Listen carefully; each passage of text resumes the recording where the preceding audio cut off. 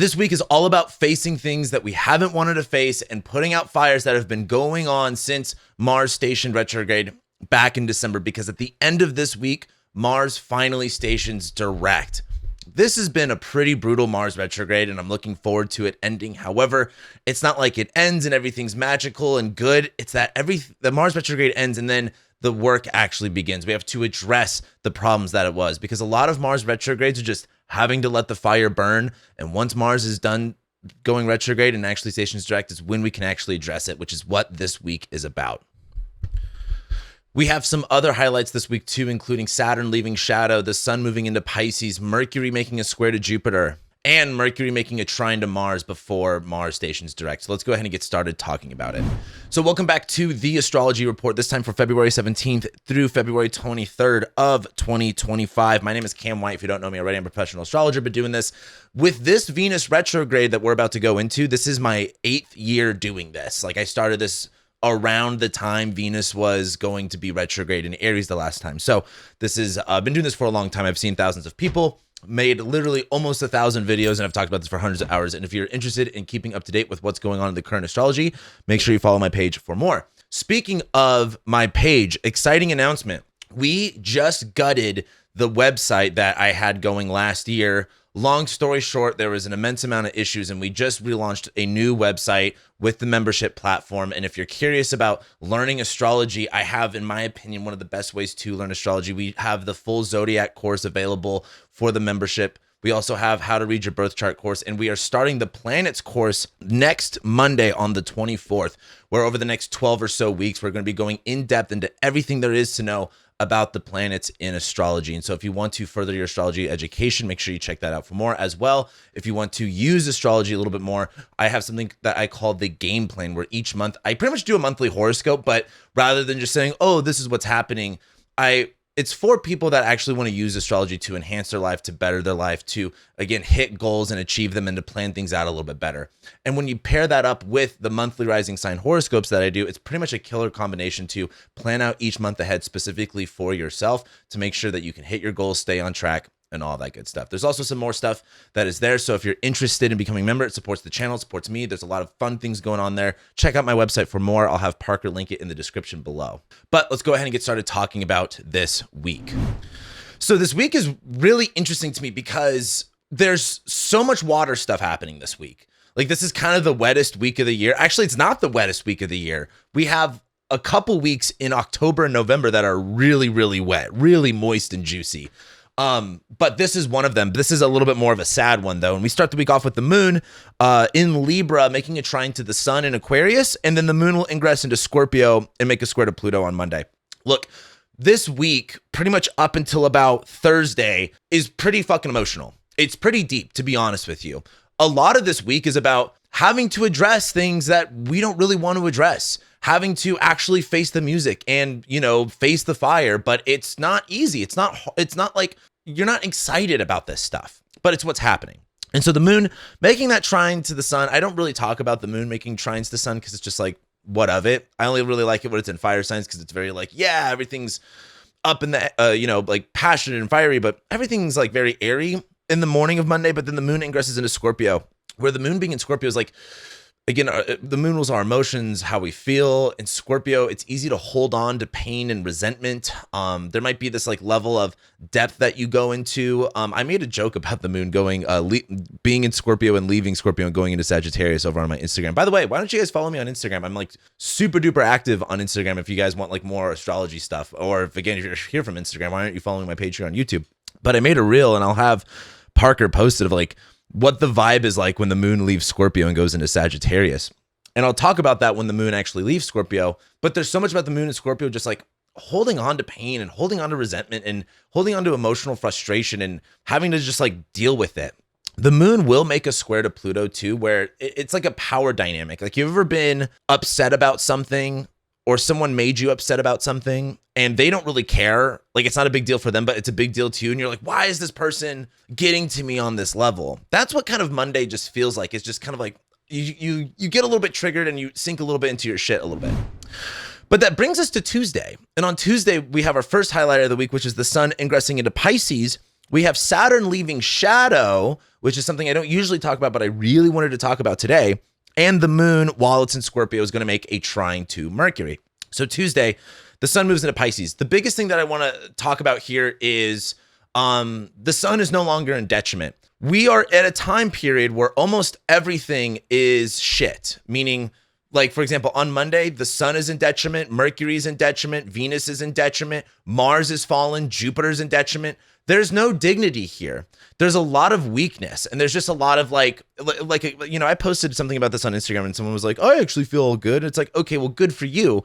But like, so many people are just like, oh my gosh, there's so like low, there's no energy going on right now. And I really feel like that begins to shift when we get to Tuesday, because the sun, which is about our willpower and our vitality and our energy, is going into Pisces. It doesn't really mean it's being dignified in any way, but it's just not in detriment. And the sun going into Pisces is all about being mutable, being changeable. We are leaving winter. We're going from the cold snowiness to a little bit more of the wetness, a little bit more of the dampness. And what I like about the sun in Pisces is the rigidity and the frustration, and like the cold, harsh winter kind of starts to slowly leave. Like, we're not as harsh. We're a little bit more forgiving. We're a little bit more open. We're a little bit more adapting to the change. And so I'm really looking forward to the sun going in Pisces, although it's adding on to the watery shit that we've got going on here, because almost everything's in a water sign at this point. So it's kind of emotional. It's sensitive, and emotions are like a good thing. Like, I look at this as like, I'm all fire and air in my chart, so I'm always like to water stuff. But so much of this is working through stuff, right? There's a time and a place for the water things, and clearly it's for right now. But let's talk about Saturn leaving shadow. When Saturn moves into a new part of the zodiac, right? When it leaves shadow, it's introducing the new work that you have to do. Here are your new responsibilities. Here are your new limitations. Here are your new restrictions. Here are the new obligations that you have. And as Saturn moves forward through this, you're being introduced to all this stuff, right? Then Saturn goes retrograde, right? And it's like, okay, you're no longer getting on the spot training. You're no longer being introduced to the work. You are now doing the work. And Saturn being retrograde is like, oh, wow, this is a lot more. It's like, have you ever started a job where the training was easy, but then when you did it, you're like, this sucks. This is a lot of work to do. I'm not sure if I can do it. That's Saturn retrograde. And then when Saturn stations direct, 3 or 4 months on the job, you get used to it. Like, you know exactly what it is. You're like, okay, like what used to be hard is now pretty easy. It's pretty simple. Like, I remember when I was a dog bather, I used to be a dog bather. I mean, we did like, it was more than 100 dogs a day. Like, I mean, it was like one of the biggest, like bigger, nicer ones in Southern California. And at first that was overwhelming to me, but then as time went on, I'm like, dude, it became easy, it became fun. Same thing when I DJ'd weddings.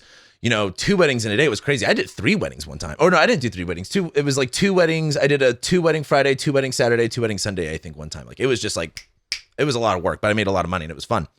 I say all that to say, Saturn leaving shadow is now, for the next, really up until about July, Saturn is going into a new part of the zodiac. It's going into the 3rd decan of Pisces and into the 1st decan of Aries. So you're about to be introduced into all of the new work that you have to do. What has been going on for you since like June? Well, really, we can go back to about November of 2023 when Saturn stationed direct, and then it moved out of shadow somewhere maybe around January, February of 2024. And then between there and June was all of the new work that you have introduced for yourself. And then Saturn went retrograde. We're like, okay, got to do all this work. Now Saturn is direct. It's out of shadow. And now Saturn is moving towards the 3rd decan of Pisces. All this new work is coming up for you. If you feel like things are slowly moving forward, this is going to be at least one symbol of things starting to move forward. So the new territory for Saturn, a lot of more new work. If you have planets at the last decan of the mutable signs, Saturn is going to start affecting you a little bit more. So make sure you look at your chart for that. But then also we have the moon in Scorpio making a trine to Mercury on Tuesday. Mercury is now in Pisces. I always like Scorpio Pisces combinations because, or at least like a Scorpio person with a Pisces person. Scorpio is so easy to like have tunnel vision on and to hyperfixate on something, especially like something that's like, Scorpio's like the darkness and hidden intentions. So it's like looking for the bad things. And Pisces, I feel like, is the only sign that can like look at Scorpio stuff and be like, why are you doing that? You're like, what? Why am I doing that? The moon in Scorpio, making a trine to Mercury in Pisces is, have you ever like said something really harsh, or you were trying to convey an emotion, but you feel misunderstood? Like the moon in Scorpio trining Mercury in Pisces is like a very muted understanding of something. Like Mercury in Pisces is mute. Mercury doesn't like talk a whole lot in Pisces, and the moon in Scorpio trining Mercury is like, if you ever just vibed with a friend and you were upset and you didn't really have to say anything, they got it. That's the vibe on Tuesday. And so what's interesting to me is the sun moves into Pisces. So there's this kind of like not feeling as rigid, not feeling as low, starting to feel a little bit more open and receptive to changing. Saturn moves out of shadow and starts to gain new ground. So you're being introduced to new things. And there's this a little bit of like kind of just intuitively not having to use words to understand your emotions or people's emotions around you. So that's what Tuesday feels like.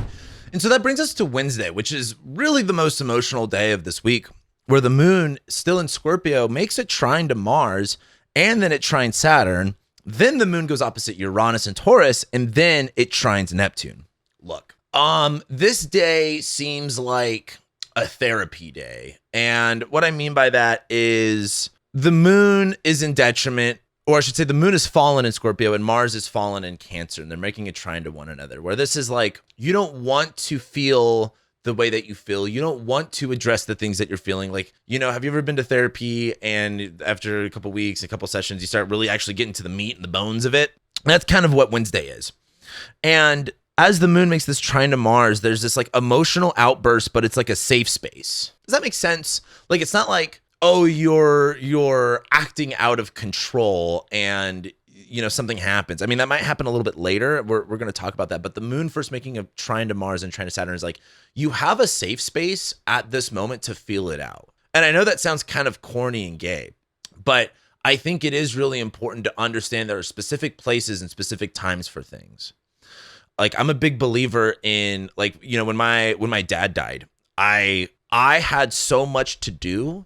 I didn't have the time to feel anything. Like, there was so much, like, I had to be like, my sister was the one who was going through all of this stuff. And there was just so much bullshit that was added onto it. And I told myself at the funeral, I'm going to allow myself to feel stuff. Holy shit, did I feel everything at the funeral. But that was the time and place for it. That was the time to grieve, if that makes sense. And then again, there's also grieving when it comes to other times too. Grief is a very interesting thing. If you're struggling with grief, by the way, it never goes away. It just goes up and down, and you just like, there's no fixing grief. There's no solving grief. Like, it just is. And you got to honor that and go with the emotions. But I feel like there is a lot of grief on Wednesday, but this is the time and the place for it. So don't be afraid to feel things out on Wednesday. I will say, as the moon makes that trine to Mars and then trine Saturn, is like, oh, I feel really bad, but I do need to feel this at this moment. You know, sometimes you just need to like cry it out or feel that frustration and pain and allow yourself to feel it so then you can move on from it. Because then immediately afterwards, the moon makes an opposition to Uranus and trines Neptune. You know, the more I think about it, like, one of the things I wrote down was moon disruption and confusion or breakthrough into questions. And the moon in Scorpio going opposite Taurus is very emotionally distraught, upheaval. If you are, let's say, on edge and then there's like one little thing that pushes your button, it just makes you explode. That's kind of this transit. But the moon makes this trine to Mars and trines to Saturn first before that, where it just seems like we've already done the emotional exploring. We've already kind of had that safe space, where the moon in Scorpio going opposite Uranus is like, maybe there is an opportunity for breakthrough, where there is an opportunity to be like, you know what? I'm going to like let that emotion I'm going to give my emotions into this. I'm going to let it have upheaval in my life. I'm going to let it disrupt some things for a minute. And I put breakthrough because sometimes like you have to have like that emotional like confrontation with things to really break through it, right? Like, it's so easy to like just push things down. And then I think as the moon makes that trine to Neptune, there is not only a certain level of clarity, but a certain level of like being able to see the situation in a different light. Because the moon, Neptune distorts things, and distortion can be good, right? For example, when it comes to taking a photo of yourself, I look different at 24 millimeters versus 35 millimeters versus 50 millimeters versus 72 millimeters on a camera. If you don't know what that is, again, if you've ever taken a photo with your iPhone camera and you do the zoom in thing, or like the 0.5 to the 15x, the 0.5, you look like a fish, but the 15x, so like your face is super wide. And so that distortion can kind of give you just a different perspective on things. And so that's how I kind of look at Wednesday. But Wednesday is really emotional and there's a lot of upheaval. So I would just kind of like ask yourself to be nice on yourself and others and give yourself space and just allow it to happen. Then we get to Thursday. And the moon enters Sagittarius. It sextiles Pluto. And we get our next highlight, which is Mercury squaring Jupiter. The freedom feeling we are going to have on Thursday is so great. The moon in Sag, like again, the meme I showed you, it is that it's just going to be, I can't even put into words the feeling that Thursday is going to have of just like, thank fucking God we're not dealing with that anymore. We can move on. But I want to talk about Mercury squaring Jupiter. Jupiter is in detriment in Gemini. And I kind of went off on this on my monthly game plan video. You guys got to watch the game. I'm going hard as fuck on the game plan. You don't get out of, like, you don't solve all the issues while Jupiter's in Gemini. It takes the whole transit of Jupiter in Gemini to realize when you are putting faith and belief into rational thoughts, you will not get the abundance and the hope and the faith that you are looking for.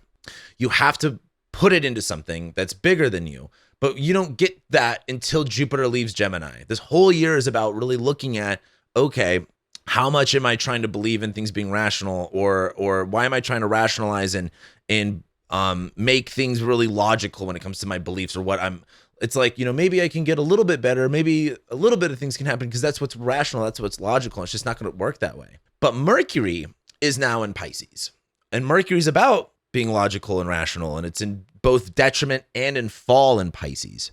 There's no logic in this place. is pretty much what it is. And as Mercury is in the superior position to Jupiter, there's this kind of like moment of realizing how wrong you are, and not in like a you are incorrect and you are a bad person because of that, but just being like, what the fuck? Why am I thinking this way? Where does that get me? Because what I like about Mercury in Pisces, I actually like Mercury in Pisces just because it's one of those times where it allows you to really let loose with your mind. Like, something I always like about coloring books and watching kids color is like, they don't give a fuck about the lines. Like, they're just like, you can have like a coloring book and it's like a little puppy in a house and they just scribble on it. They don't give a shit about the lines. They just want to draw and scribble, which is just like, hey, maybe that's just what you got to get out of your system at the moment. Versus like, when you get older, you're like, oh, I'm supposed to draw in the lines. I'm supposed to be a good little NPC, and this is what the government wants me to do. I'll draw in the lines. Like, there's such like a, I don't know, just like, oh, I guess you don't have to draw in the lines. Anyway, I think about that with Mercury and Pisces, and I think Mercury making a square to Jupiter is this realizing you've been incorrect about something by being open-minded to other things. And I just feel like there's this level of, when you realize you're wrong, you're going to look back and be like, what else am I wrong about? What else am I not understanding? What else am I not getting? I would also argue with the Mercury-Jupiter square, look, there's going to be miscommunications. This Mercury and Pisces transit is going to be so miscommunicated and so, like, again, a game of telephone and a game of rumors and all this. I don't even like using the term misinformation because that is a psyop term in my opinion, because everything's misinformed. But I would argue I would not take people's word or things that you hear really seriously at all until at least Mercury leaves shadow in Aries, which isn't even until like what, April, maybe May, sometime around then. But this is going to be some confusion stuff, and just realizing that being rational about plans or being rational about everything isn't going to work, and you are going to be forced to let go of that. We get into Friday, and on Friday, the moon is going to make a trine to Venus, and it's going to go opposite Jupiter. And then the moon will make a square to Mercury in Pisces, and then a square to Saturn in Pisces. Friday is funny to me because the moon in Sag, right? It's like very adventurous and fun. It's going to trine Venus in Aries in detriment and go opposite Jupiter in Gemini in detriment, then square Mercury, square Saturn. The things I wrote down was like, it's fun. It's almost too much fun. Moon in Sag, trining Venus in Aries reminds me of, it reminds me of like, you ever seen, there's like software that like people who like download Tinder, it just like immediately swipes right on everybody. It's just like, and it's just about like optimizing, like getting the biggest numbers no matter what the cost. It's fun. It's almost too much fun. But then as the moon squares Mercury and squares Saturn, it's like you got drunk too fast. The moon in Sag trining Venus and Aries is like, I'm going to have a drink. And I'll have another drink. And the moon's going to go opposite Gemini, where it's like, hey, let's do shots together. And then before you know it, it's like 9 p.m. and you're already kind of like not feeling good. You didn't really eat dinner. And then it's like you're throwing up by 10 p.m. and like everyone is just now starting to get buzzed. That's the vibe on Friday. I think if you want to go out on Friday, go out. I will also say though, there's a level of like getting drunk a little too fast, having a little too much fun too quickly. But without going into the party analogy, let me rephrase this. The moon and Sag shining Venus and Aries is fun. One of the things, Venus and Aries is just so like, I actually talked about this in the game plan video. If you watched the Super Bowl, Jalen Hurts, I used to watch a lot of football when I was younger. I don't really now because I was a big Patriots fan, and then after Tom Brady just kept winning, I was just like, I don't really care anymore. And I got so much shit for being a Patriots fan. One time when I was like 8 years old, I went to a Chargers Patriots playoff game in San Diego, and I was like 8, and people threw beer on me. Like it was hard. Anyway, Jalen Hurts was like the embodiment of Venus and Aries. Like the Eagles didn't win the Super Bowl. Jalen Hurts took that shit. It wasn't like there was a battle and he won. It was so deliberate. It was so like, I am taking this fucking win and there's no one that's going to fucking stop me from taking it. Again, I've talked a lot about Venus and Aries being like stealing a cookie from the cookie jar, or just, again, grabbing it and taking it, not asking for permission. And that's what that reminded me of. And the moon and Sag trining Venus and Aries is very gaslit into doing it. And I don't say gaslit as a derogatory term, but just being like feeling gassed up. The moon going opposite Jupiter, though, is feeling a little like overwhelmed, overstimulated. And I think that follows into the moon then making a square to Mercury, where the moon and Sag squaring Mercury and Pisces is like, you can't take what drunk people say seriously all the time, or how people feel about something when they're on some sort of an intoxicant. And I'm saying this both literally and analogously in your life on Friday. Just like there's going to be a lot of things being said and they may not mean anything. And then the moon and Sag square Saturn and Pisces, where have you ever been out with a group of people and you could just look around and be like, it's time to stop. we're all a little too much right now. So Friday's a really interesting day where it's both very fun at first, and then there's a lot of just like, we went too far.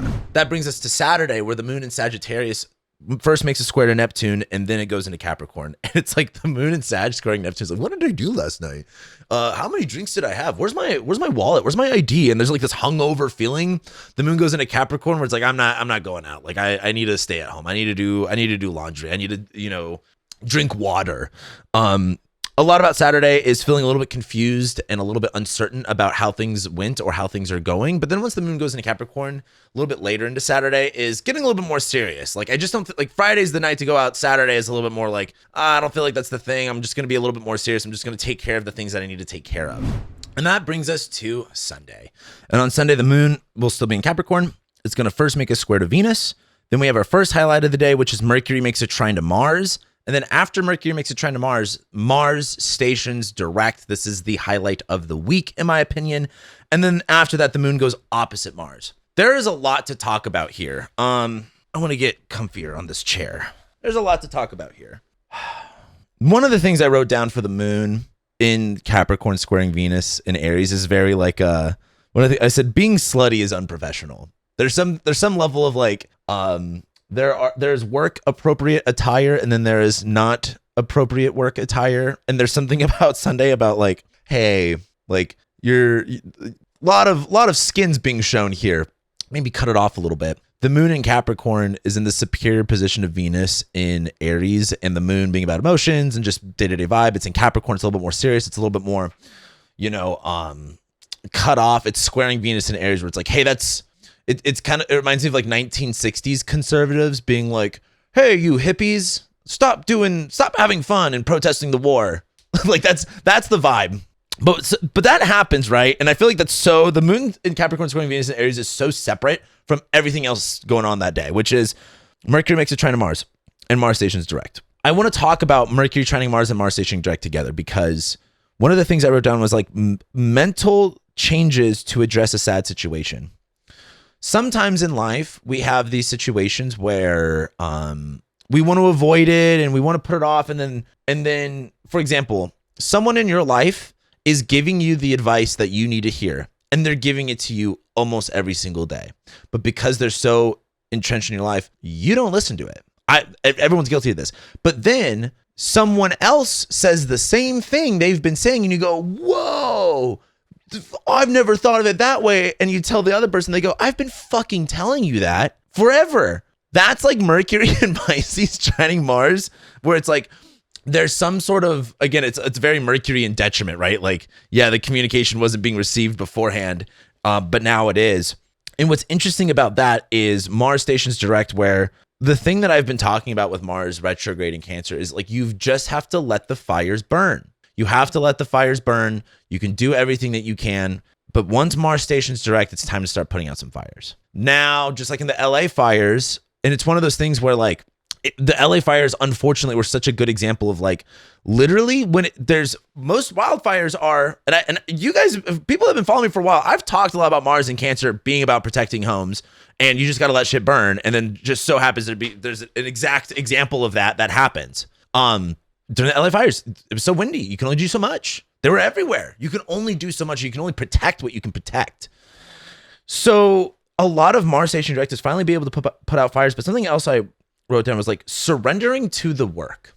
Where in your life is there this kind of like, you know, it reminds me of like being a baby and not wanting to eat your vegetables. I'm a grown ass man and I still don't eat my vegetables, but I'm a grown man. I pay for my own meals. I'm not going to fucking eat veggies if I don't fucking want them. And everyone's like, oh my God, you need to eat veggies. No, you fucking don't. You don't need to eat a vegetable. Brussels sprouts didn't exist 1,000 years ago. Broccoli didn't exist 1,000 years ago. You don't fucking need it. Anyway, I'm sick of it. Like, well, why don't you eat your fucking veggies?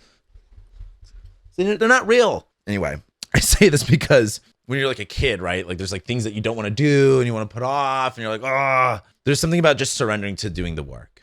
And there's a level of it not feeling as hard anymore. Like think about like a wildfire example, right? Like, man, when the wind's going crazy and everything's just burning and what do we do? And then once the wind stops, it doesn't feel as difficult to address. You're like, oh, cool, the wind stopped. I mean, I still got to do all this fucking firefighter work, like digging fire lines and, you know, God knows what else. But there's a level of just surrendering to the work on Sunday, which I think is a very interesting way to start next week. And that's also emphasized by the moon in Capricorn going opposite Mars in Cancer, where, you know, I talked about this, I think last month or the month before that, or the last time that the moon was in Capricorn going opposite Mars in Cancer, which is very like having to address a child. Like a lot of the moon in Capricorn opposite Mars in Cancer is like you have like a crybaby kid and you can't like listen to them all the time. Like you have to be able to address like, hey, kiddo, like you're acting out, like you are going to be, you know, punished if you act this way. And you kind of have to have like cold emotions about it sometimes. And so that on top of Mars stationing direct is a lot of just like, it's time to address it. It's time to face it. It's time to move on. That brings us to next week. Mercury conjoins Saturn, new moon in Pisces, Venus stations retrograde, Sun squares Jupiter, Mercury conjoins North Node, Mercury conjoins Neptune, and Mercury enters shadow. So much shit is about to go down next week. So if you're not already subscribed to the channel, make sure you subscribe because guess what? 2025 horoscopes are on their way. Venus retrograde video on its way. Mercury retrograde video on its way. We're going to have a Neptune and Aries video on the way. We're going to have a Saturn and Aries video on the way. So much content is coming down the pipeline. So if you're not subscribed already, make sure you subscribe and I'll be seeing you guys next week.